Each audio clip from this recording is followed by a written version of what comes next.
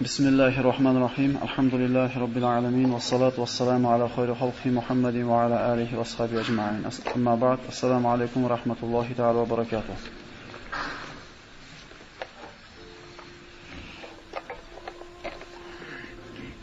Ana rizqqa baraka kirishi sabablari yoki rizq sabablari degan darsimizdan siz bilan biz mana kechagi suhbatimizda 3-dars sila rahimni ko'rib chiqqan bo'ldik. Sila rahim shunday bir amalki, bu mana qaytib aytyapmiz.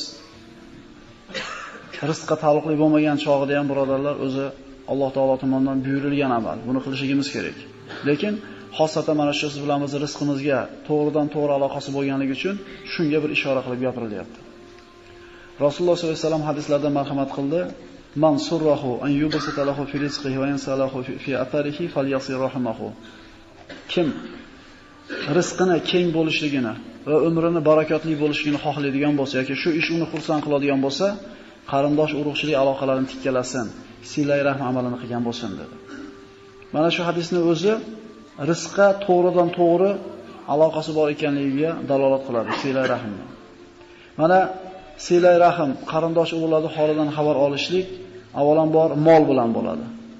Ya'ni qo'limizda bir dunyomiz yetarli bo'ladigan bo'lsa, ularga bir moddiy yordam berishlik ana shu sila rahmning eng birinchi ko'rinishi.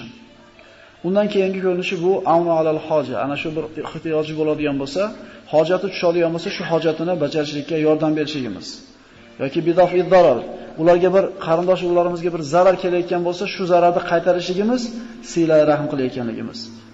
Yoki bo'lmasam, ularni ko'rganda bir taloqatul vajh deyiladi. Tabassum bilan kutib olishlik. Ularni ko'rganda xursand bo'lganimizni izhor qilishlik. Shu ham sila rahmda bir ko'rinishi bo'ladi.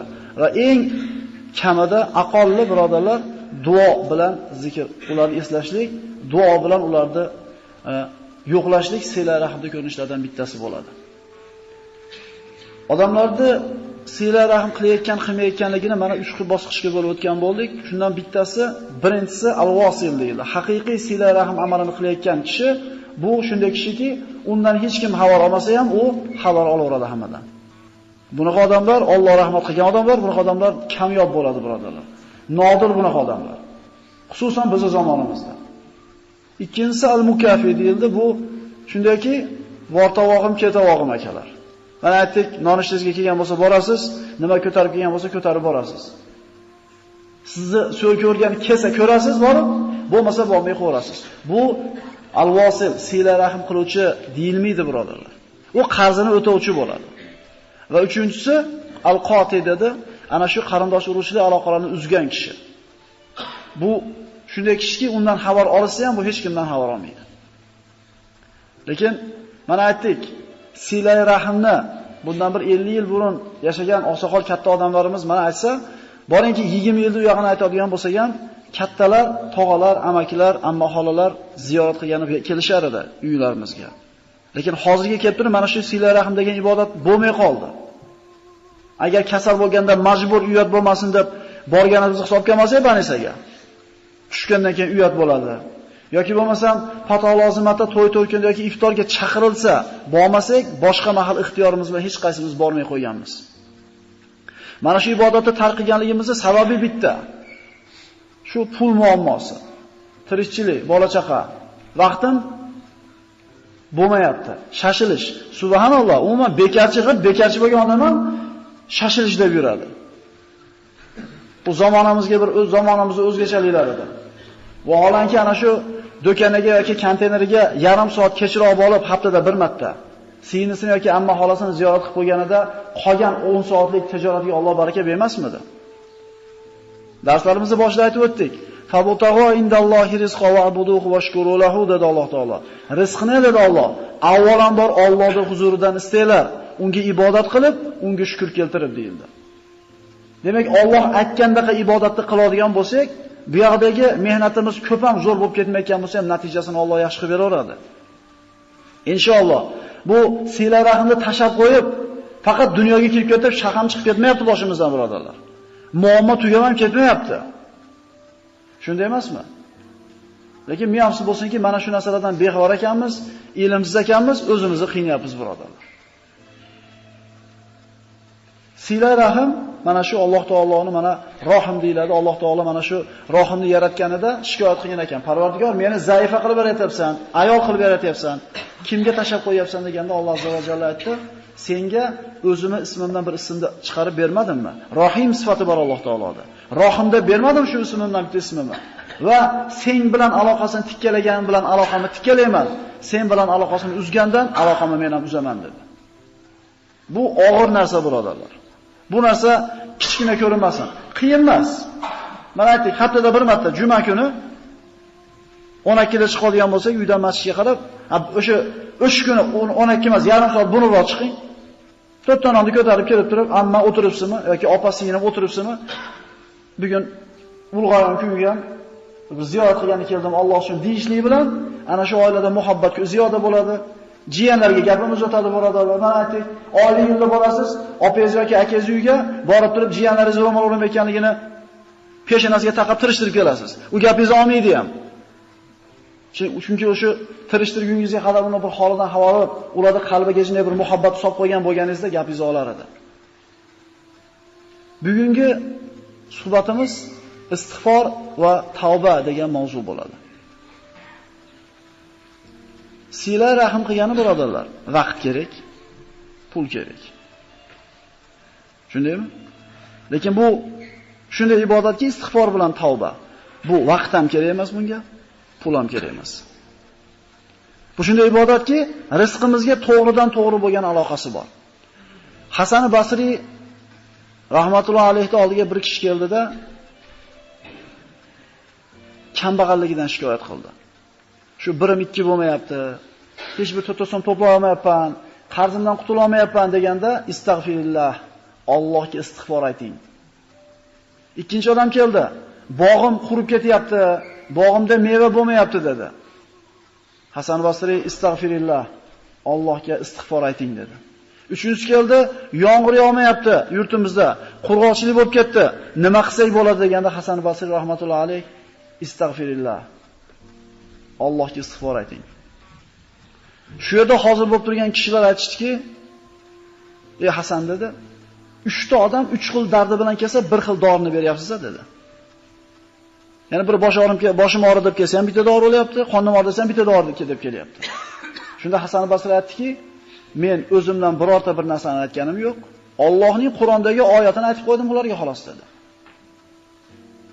Mana salotul istisqo. Allohdan yomg'ir so'rab o'qiladigan namoz. Payg'ambar sollallohu alayhi vasallamdan vorid bo'lgan sunnatlarida. Yomg'ir so'rab namoz bor. Jamoat bilan namoz o'qiladi, Allohdan duo qilib, nima so'raladi? Yomg'ir so'raladi. Hazrat Umar ana shu xalifa bo'lib turgan paytida jamoat bilan to'planib salotul istisqo o'qishdida, endi qo'lni ochib duo qiladigan paytda Parvardigor bizga yomg'ir yog'dirgin demadida, astag'firulloh deb 20 marta yoki Alloh xohlaganicha aytdi-da, Alloh akbar deb duoni yopib qo'ydi. Shunda sahobalar, "Ya amiral mu'minin, istig'fordan boshqa narsa aytmadingiz-a?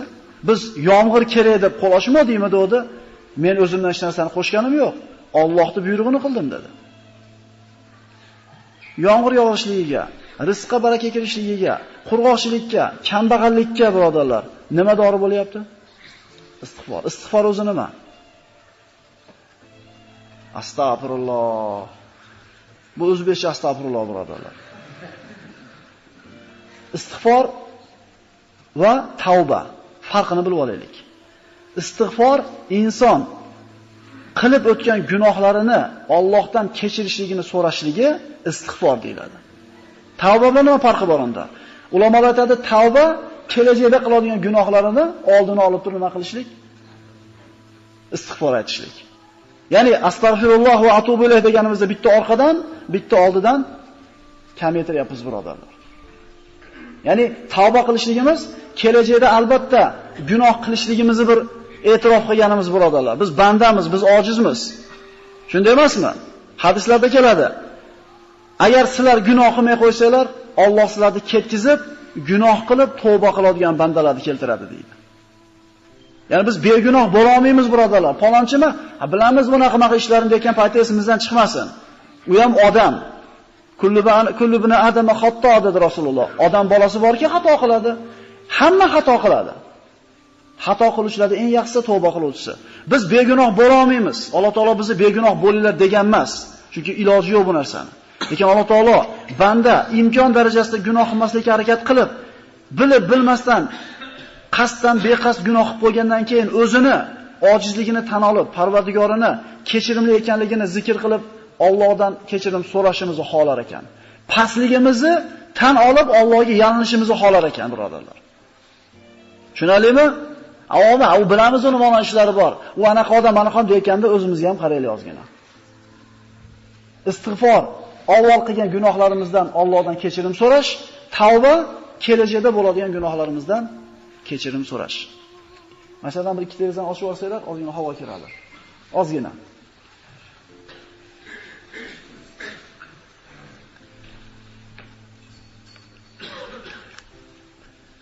Alloh taoloning buyruqlari, birodarlar, bizni ikki dunyoyimizni obod qilishligiga, obod bo'lishiga sabab bo'ladi. Modomiki siz bilan biz kitobi sunnatda mahkam ushlar ekanmiz, albatta saodatga yetishmay ilojimiz yo'q. Chunki bu kitob, birodarlar, hudallil muttaqin deyilgan. Mana qaytib aytyapmiz. Bizning dinimiz hatto hojatxonaga qaysi oyoq bilan kirib, qaysi oyoq bilan chiqib, qaysi tomonga qarab o'tirishlikkacha o'rgatgan bu din, birodarlar. Oyoq kiyimingizni qaysinisidan yechib, qaysinisidan kiyishga o'rgatgan din. Yotayotganda qaysi tomon bilan yotib, nima deb yotishlikkacha o'rgatgan din. Shunday bir oddiy mayda ishlarda yo'lini ko'rsatgan islom, pul topish yo'lini o'rgatmagan deysizlarmi? Lekin men afsus bo'lsinki, ayni islom mana shu pul topishni o'rgatgan xonasini qo'yib turib, o'zimizni bilgan ishimizni qilyapmiz.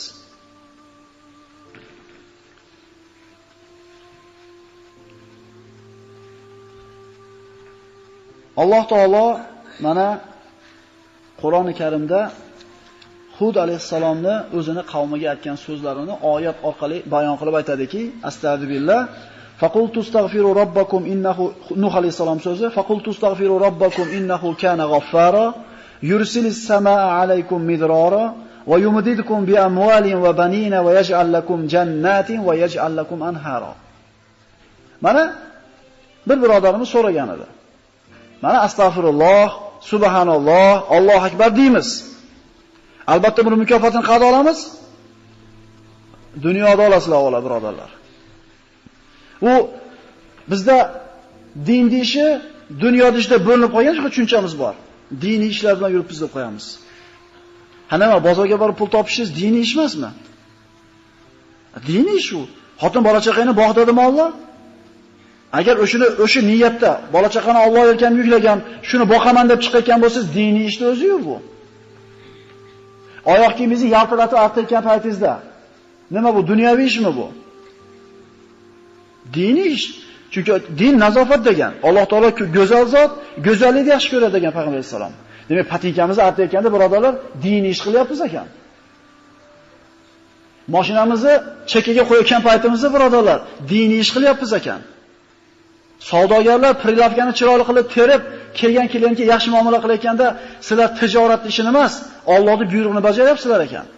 Musulmon odamda diniy ishi, dunyo ishi bo'lmaydi. Musulmonda hayoti din. Xo'p, mana aytayotgan subhanalloh, alhamdulillah, Allohu akbarni har bittasiga birodar oxiratda ajr olamiz. Lekin faqat oxiratda emas, avval dunyoda beradi Alloh. Kimga desa, dunyoda o'zida mukofot olishiga aniq ishonib gapirgan kishiga, birodarlar. Shunaqamikin? Dedimi akalar, pishdi. Shuncha odam aytayapti-yu, men ham aytaveraychi. Birodarlar, aqidada bularga taqlid qilinmaydi. Shunday emasmi? Shu hamma bor deyapti-yu, Alloh bor deyapti-yu, men ham bor deyveraychi. Yoki hamma namoz o'qiyapti-yu, hamma ishonyapti, bo'lsa kerak, birodar. Bir mahallar hamma Xudo yo'q deganlarga ham ergashib ketgan. Ko'pchilik ergashib ketgan. Rasululloh sollallohu alayhi vasallam hadislarda marhamat qiladi, mo'min kishi immo bo'lmaydi deydi. Immo kim yo Rasululloh desa, agar odamlar yaxshilik qilsa, yaxshilik qilib qo'yadi. Agar odamlar aynisa, aynib qo'yadi. Ya'ni ko'pchilik nima desa biz ham unaqa bo'lmaydi musulmon. Musulmonda o'zini bosgan qadami bo'ladi, o'zining pozitsiyasi bo'ladi, birodarlar. Din degan, iymon degan pozitsiyasidan turib muomala qiladi. Xo'p, Oxiratimizga foydasi bor ekan bu kalimalarimizni. Dunyoyimizga ham foydasi bormi? Albatta bor. Bor mikin demaylik. Mikin deyotgan qalbimizda shu o'tayotgan bo'lsa, bizga ishlamaydi bu narsa. Nuh alayhissalom o'zini qavmining ichida 1000 yil turgan bo'lsa, boring 950 yil payg'ambar bo'lib turgan bo'lsa, ularni da'vat qildi. Robbisiga shikoyat qilyapti. Parvardigor, inni da'utu qawmi laylan va nahara. Men qavmimni ertaman ham, kech payt ham da'vat qildim. Meni da'vatim mendan ularni bezishiga sabab bo'ldi. Ertaman ham da'vat qildim, kech payt ham, kunduzi ham, qorong'ida ham. Bittadan ushlab ham gapirdim, jamoatiga ham gapirdim. Pishirib ham gapirdim, baqirib ham gapirdim. Lekin mendan uzoqlashiga sabab bo'ldi. Nima dedim ularga? Boli dunyoda chiqib yo'q qilinglar degani yo'q. Qarang, nima deyapti? Faqul tustagfiru robbakum. Ey qavm, ana Hasan Basri 3 ta odamga bitta dorini aytayapti, istig'for aytayapti. Yomg'ir so'rash kerak bo'lsa, Umar ibn Hattob istig'for aytayapti. Mana endi bitta istig'forni o'ziga beriladigan 5 ta dunyodagi mukofotga e'tibor berib turaylik. Ey qavm, dedi Nuh alayhisalom, sizlar Allohga istig'for aytinglar-da. Albatta Alloh gunohlarni kechiradi. Bitta, 6 to'p ketyapti unda. Bitta. Yursilis samaa alaykum midrara. Ustinglarga yomg'irli bulutni yuboradi deydi. Yomg'ir bo'lmasa nima bo'ladi? Yomg'ir bo'lmasa pishadi hamma yo'q. Ana shu qoyroqi yerga bug'doy chashgan paytda yomg'ir bilan bo'lib ketgan bug'doy bo'lib ketsa, o'sha yil bug'doy serob bo'ladi. Shunday emasmi? Yomg'ir bo'lsa, ana suv omborda suv bo'ladi. Suv omborda suv bo'lsa, dehqonning ishi yaxshi bo'ladi. Suv akalar hayot. Birinchi yo'l Alloh taolo nimani zikr qilyapti? Suvni. Sizlar istig'for etsanglar, ustinglarga yomg'ir yog'adi deyapti. Bitta bo'ldimi? Va yumdidukum bi amwalin va banin. Istig'for aytinglar, gunohkorliginglarni tan olinglar, Alloh kechirishligini talab qilinglar, o'zingizlarni pastligingizni e'tirof qilinglar, sizlarni moli dunyo bilan va bola chaqa bilan quvvatlantirib qo'yadi. Bola bu yerda chaqa deyapti avval. Alloh molinglarga baraka beradi, farzandlaringizni ko'paytiradi deyapti. Mana ba'zi g'arb mamlakatlarida ko'ryapmiz birodarlar. Borsa, grajdanstwani sразу beryapti. Nimaga shunaqa bo'lyapti? Xususan mana Rossiyada. Chunki ko'payish yo'q. Bu davlat o'zini xalqi bilan boy bo'ladi. Qirilib ketyapti. G'arb mamlakatlarini qaraydigan bo'lsak, 40 ga kirguncha men o'zim uchun yashab olay deyapti erkagi, o'zim uchun yashab olay deyapti xotini. Agar erga tegsam, bola chaqa bilan ovora olib, moncha umrim o'tib ketar ekan, moncha puldan qolib ketaman ekan. Deyapti-da, 40 ga kirguncha bittasi bilan uchrashib yuribdi. Ha deydi, bu ne deydi? Nikoh deydi, turmush deydi, seriozli narsa deydi. U to'g'ri kelgan odam bilan siz nikoh qilib bo'lmaydi. Avval bir-birimizdan nima qilaylik? Tanishaylik, xarakterimizga to'g'ri keladimi? Yashaydi, polni. 3 oy, 4 yil bir bilan yashab turib, tanishib, bizga deydi xarakterlarimiz to'g'ri kelmadi deydi. Ajrashib ketadi. Keyin boshqa komandaga o'tib ketaveradi. Nima bo'lyapti? 40 ga kirgandan keyin uylanay deyapti, bu to'g'may qolyapti, bu yaramay qolyapti. Shu bilan qarabsiz, qirilib ketyapti akalar. Alloh taolo nima deyapti? Istig'for aytinglar deyapti. Istig'for aytinglar, Alloh sizlarga mol dunyolarni ziyoda qiladi, bola chaqani beradi. So'ngra nima beradi? Va yajallakum jannatin.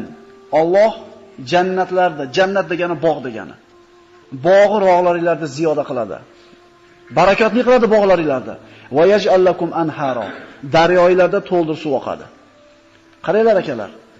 Bitta istig'for aytsak, astagfirulloh va atubu ilayhda bir marta aytsak, Alloh 5 ta narsani va'da qilyapti. Yomg'ir. Chaqa. Bola. Bog', daryo deyapti. Nima kerak yana? Bitta xalqda rivojlanib, baraka topishligi uchun, o'z unib o'sishligi uchun nima kerak yana? Bitta istig'forga Alloh taolo bog'lab qo'yapti. Astagfirulloh va atubu ilayh. Birodarlar, tinimsiz aytish kerak bu kalimani.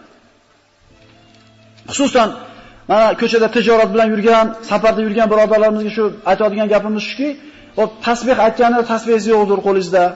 Namoz o'qisa desa sharoit yo'qdir, Qur'on o'qiydi desa iloji yo'qdir, lekin mana bu tilingiz jahiz ichida svobodni aylanadi-yu. Yurakdan ishonib turib, birodar, Robbimizning va'dasi bu. Ikkilanmaylik. Astagfirulloh va atubu ilayhi 5 ta narsa bor bizga. Bu oyatda va'da qilingani, yana hadisda va'da qilingan narsalar ham bor.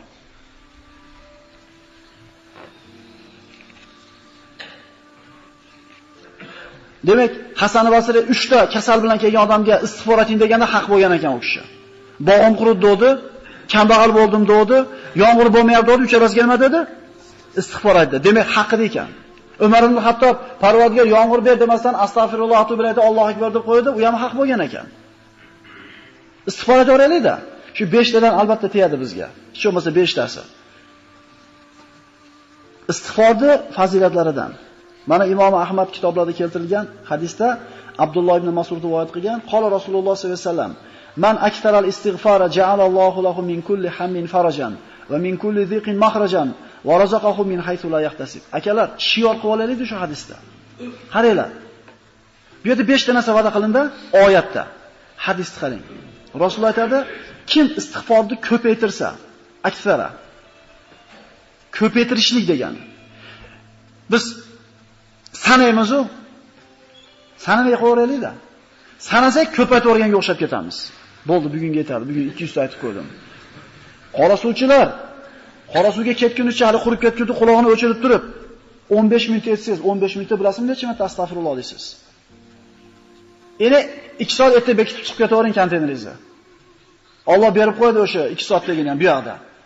Chiqib kelayotganda necha marta astagfirulloh deya olasiz. Nimaga demaymiz shuni? Nimaga demaymiz? Mana shu qurib ketganda quloqni buramasak, birodarlar, rizqimiz tepayadi. Mana kechagi darsda aytdik. Inson o'ziga kelayotgan rizqni gunoh qilib to'sib qo'yadi tevadan deyildi. Bu sahih hadislarda kelgan. Gunoh qilyapmizmi? Rizqimiz tepayadi, birodarlar. Biz rizqimizga taalluqli demasak tiyila olmayapmiz gunohdan. Bizga albatta cho'ntagimizga zarar bo'lishi kerak bu narsani. Kim istig'forni ko'paytirsa, Alloh bu kishini har qanday g'amini yechib qo'yadi. Bu sahih hadis, yana qaytarib aytaman. Har qanday g'amini Alloh hal qilib beradi va min kulli ziqin mahrajan, har qanday torlikdan chiqib ketadigan keng joyni ko'rsatib qo'yadi. Nima kerak yana? Problemingizni hal qilib bersa, tupidan chiqarib qo'ysa. Nima evaziga bor yo'g'i? Bor yo'g'i, faqat til bilan aytish emas bu. Siz o'zingizni pastligingizni Allohning oldida, gunohkorligingizni tan olishligingiz uchun berilyapti bu narsa. U faqat astagfirulloh deb qo'yish bo'lsa, bu bo'lmaydi. Quruq til bilan aytganga bu albatta ajr olasiz, lekin va'da qilingan narsaga yetish uchun yurakdan bo'lish kerak. Mana istig'for qilingan gunohlarni kechirishligini so'rashlik. Mana avvalda qilgan gunohlarimiz bor. Alloh kechirishligini xolasak, ulamolar 3 ta shart qo'yadi. Bir gunohingiz bor edi, shu gunohingizni Alloh o'chirib tashlashini xolasangiz, 3 ta ish qiling deydi ulamolar. Birinchisi, shu gunohdan tiyiling. Araxo'r bo'lsangiz, benamoz bo'lsangiz, sutxo'r bo'lsangiz yoki qimorboz bo'lsangiz, shu ishdan tavba qilmoqchi bo'lsangiz, to'xtating birinchisi. Ikkinchisi, yurakdan afsus, nadomat cheking shu ishni qilganligingizga.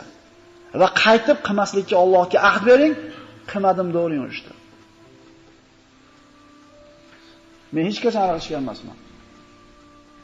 Men hech qachon benamoz bo'lgan emasman. Men esimni tanigandan beri namoz o'qiyman. Siz haqsiz. U odam boshqa endi. Sen qayerda ko'rgansan meni ichganimni? Birodarlar, Alloh kechaman deb turganda bandasi kim u pesh qilgani? O'shuning uchun Allohga qaytib qilmaslikka ahd berdingizmi? Namoz o'qiyapsizmi? Esdan chiqaring uni. Gapirmang uni, lekin matizda tursin. Allohdan qo'rqishlik uchun, birodarlar. Demak, istig'forni ko'paytirganda Alloh taolo g'amini hal qilib qo'yadi, mushkulini oson qiladi va bo'ldimi? Yo'q, albatta pulga taqaladi yana. Kutmagan joydan problema bor, hal qilib berdi, tupiyda chiqarib qo'ydi, orqasidan yana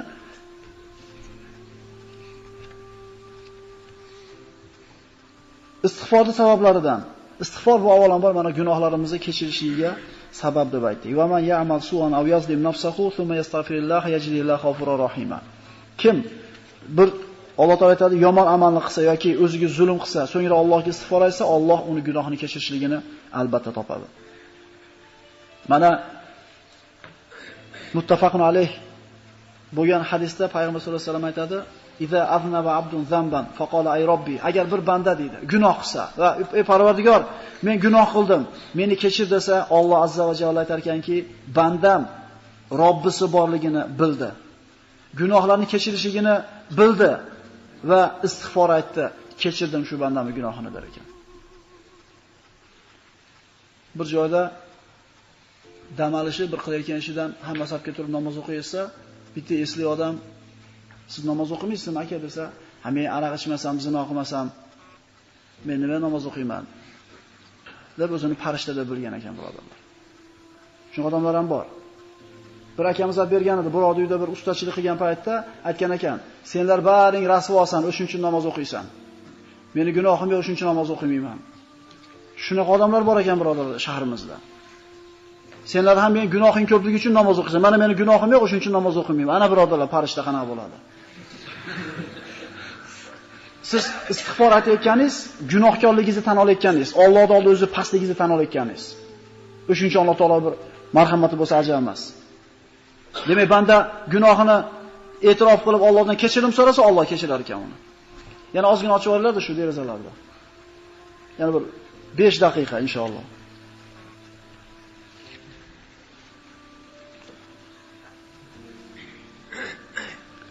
Mana g'am qayg'ularning ko'tarilishiga sabab bo'ladi dedik. Man lazumal istig'for. Boya tevadagi hadisda keldi, man aksaral istig'for dedi. Istig'forni ko'paytirsa dedi. Bu hadisda ikkinchisida o'ziga lozim tutsa deyapti. Lozim tutsa degani doim aytib yursa degani. Bir odam tahoratda o'ziga lozim tutadi-yu, doim tahoratli yurishga harakat qiladi. Endi bir odam tili istig'fordan to'xtamasligi kerak bo'ladi. Nimas kamib qolyapti? Nimas ketyapti? Va nimaga erishyapsiz? Bir fikr qilib ko'ring-da. Tutib oling o'zingizni. Mana vazifa birodarlar sizlarga ertagacha. Ertaga boshqa mavzu o'tamiz inshaalloh. Ertagacha vazifa sizlarga. Sinab ko'ringlar. Shunday qarasangiz tilingiz bekab turibdi-da. Astag'firulloh ketdi. Yana bir muddat aytdingizda, yana bir qarasangiz tutib oldingiz o'zingizni, til yana bo'shab qoldi.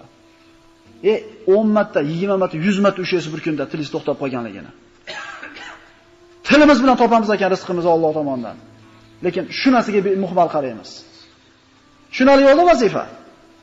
Necha marta o'zingizni isbot etmayotgan paytda ushlab olar ekansiz. Istig'for insonlarda boshiga balo kelayotgan bo'lsa, shu baloni ko'taradigan amal. Fazilatlaridan. Va ma kana Allohu liyu'azzibuhum va anta fihim va ma kana Allohu mu'azzibuhum va hum yastaghfirun. Ey Muhammad alayhisalom, siz ularning ichida turar ekansiz, modomiki yo'shida ekansiz, Alloh ularga balo jo'natmaydi va Alloh balolamaydi bir qavmda, modomiki ular istig'for aytib tursa. Shaharning ustiga balo kelayotgan bo'lsa, suv bosishi, o't bosishi, yer qimirlashi kelayotgan bo'lsa, agar shahar ahli istig'for aytadigan bo'lsa, Alloh taolo bu baloni ko'tarar ekan. Boshingizga kelayotgan balo, mashinangizni urib olishingiz bormidi, pulingizni yo'qotishingiz bormidi, balomi bu? Istig'for etayotgan bandani Alloh taolo balosini ko'tarar ekan. Oyat bor birodarlar bunga.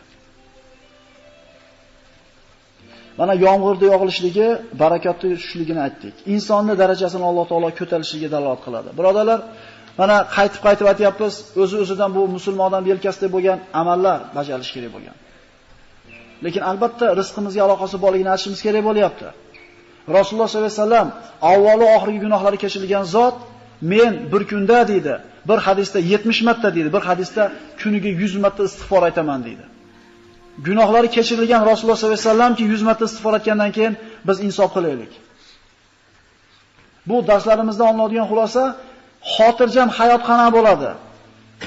Beg'am yashash mumkinmi degan savol bilan boshlaganmiz bu darslarimizni.